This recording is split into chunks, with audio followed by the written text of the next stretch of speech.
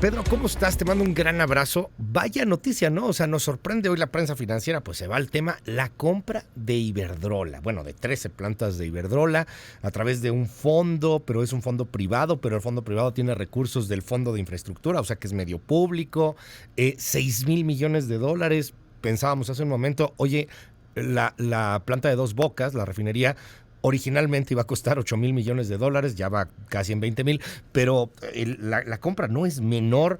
¿Cómo leemos todo esto, Pedro? Explícanos, cuéntanos, ¿qué ves en este tema? Te mando un abrazote, ¿cómo estás? Luis, buenos días, qué gusto saludarte. En efecto, la noticia con la que amanecemos en materia económica como la cabeza en este día, tiene que ver justamente con este cambio en la correlación de fuerzas en lo que atañe a la generación de electricidad en México.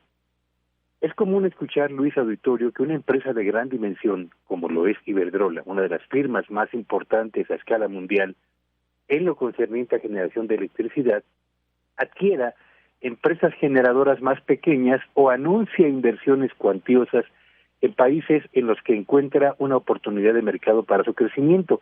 Eso es común. Lo que no es común es que un gobierno de una economía emergente como la mexicana decida comprar los activos de una empresa de esas dimensiones con ese peso específico a escala mundial como lo hizo o como lo anunció el día de ayer el gobierno de México. Es evidente, Luis Auditorio, que la relación entre el gobierno de México y las empresas generadoras de electricidad, pero particularmente Iberdrola, se había venido deteriorando desde que comenzó justamente este sexenio. La pieza que ustedes reprodujeron, Luis, referido a una declaración del presidente de la República realizada en el 2022, a propósito de la forma bajo la cual estaban operando las grandes generadoras de electricidad en México, revela justamente ese distanciamiento, ese ambiente de confrontación, a veces yo diría latente, pero frecuentemente abierto, entre el gobierno y particularmente esta empresa española. Esta empresa llevó incluso a los propios juzgados la definición de todo aquello que le impedía operar abiertamente en nuestro país, al amparo de lo que dictaban en ese momento las leyes vigentes en México y particularmente las relacionadas con la reforma eléctrica que había sido aprobada previamente en el gobierno de Enrique Peña Nieto.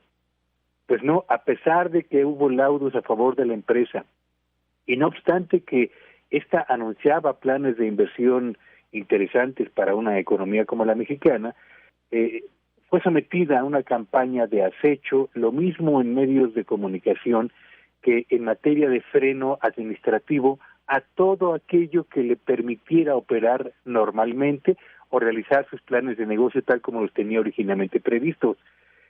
Permisos de conexión a plantas ya terminadas, permisos para aprovechar la red de nuestro país en lo que a distribución de electricidad se refiere, fueron uno tras otro paulatinamente retrasados hasta que la empresa se dio cuenta de que ya no tenía sentido mantenerse operando en un mercado tan importante como el mexicano, tan potencialmente generador de rendimientos muy interesantes y atractivos para empresas privadas generadoras de electricidad, y decide entonces sentarse a la mesa con un gobierno que había sido, yo diría, muy violento verbalmente, pero al mismo tiempo generador de una barrera administrativa tras otra, para establecer el mejor mecanismo de salida de nuestro país, y eso se concreta con el anuncio de la venta de los activos de esa empresa al gobierno de México por una cifra de 6,000 millones de dólares, que hace, además de provocar esto que tú has señalado, Luis, que es la duda de acerca de dónde van a salir esos recursos,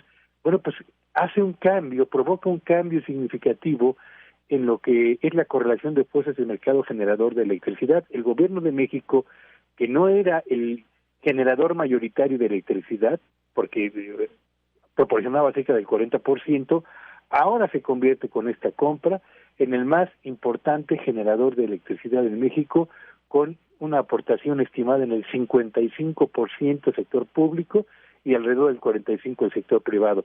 Y todo esto sucede, Luis Auditorio, justo cuando México se está convirtiendo, por lo menos en el papel y en las declaraciones, en la estrella del nearshoring, en el país más atractivo para la atracción de inversiones privadas, para el arribo de empresas de gran magnitud, tecnológicamente muy avanzadas, a efecto de aprovechar, uno, la cercanía con Estados Unidos, dos, las oportunidades del mercado mexicano y tres, toda la plataforma de exportación que México ofrece al amparo de los acuerdos comerciales con 45 países del orbe. ¿Estamos frente a una compra concertada en los mejores términos? No. ¿Estamos frente a una buena señal para la inversión extranjera directa en México? No.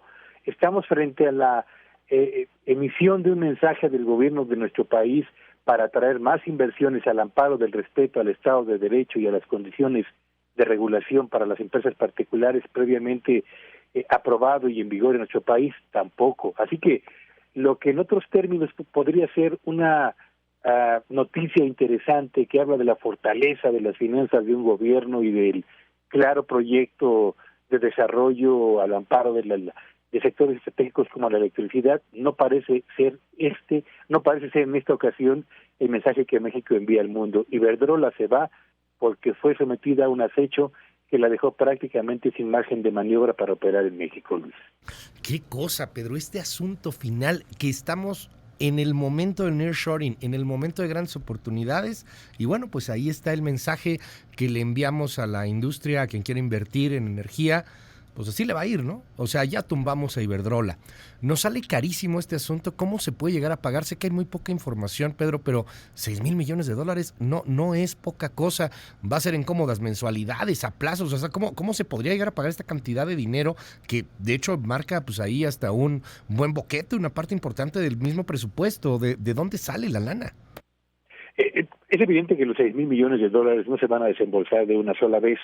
Seguramente hay un acuerdo para pagarlo a plazos y sin intereses, como dirían los comerciales de tarjetas de crédito, pero son al final del día, Luis Auditorio, $6,000 millones que no estaban presupuestados para la adquisición de activos en el sector eléctrico.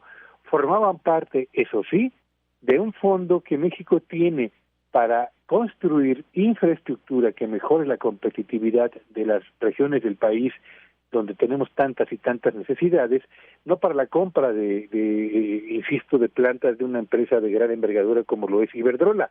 El dinero yo creo que existe, lo van a tomar del fondo de inversiones, pero al final de cuentas lo que estaremos haciendo es redirigir dinero que hace falta justamente en la infraestructura del país, que por años, Luis, y lo quiero subrayar, por años se ha venido rezagando, particularmente en esta administración que concentró la inversión pública en los 4 proyectos emblemáticos de la misma y que ha ido dejando en un segundo término a proyectos de infraestructura de comunicaciones, de transporte, de construcción de hospitales, de mejoramiento de escuelas, etcétera, que permitirían a este país mejorar su competitividad. Bueno, pues esos recursos que estaban destinados justamente para atender estos rezagos se van a destinar ahora a la compra de activos de Iberdrola, dejando otra vez pospuestas necesidades importantes de bienestar para una buena cantidad de mexicanos, Luis.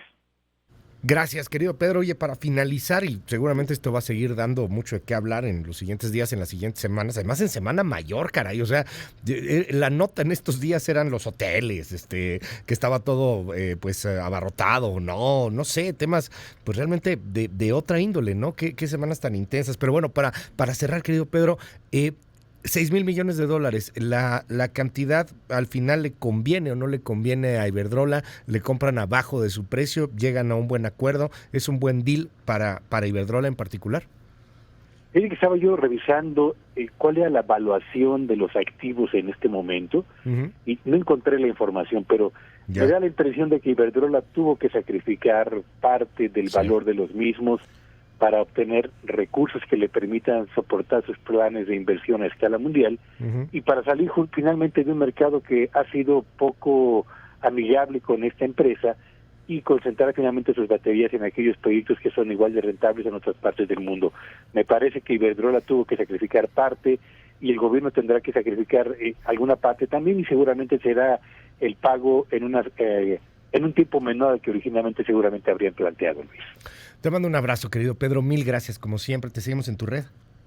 Se llama en Twitter, en @Petello Villagrán, y que tengan un espléndido día. Gracias, es Pedro Tello.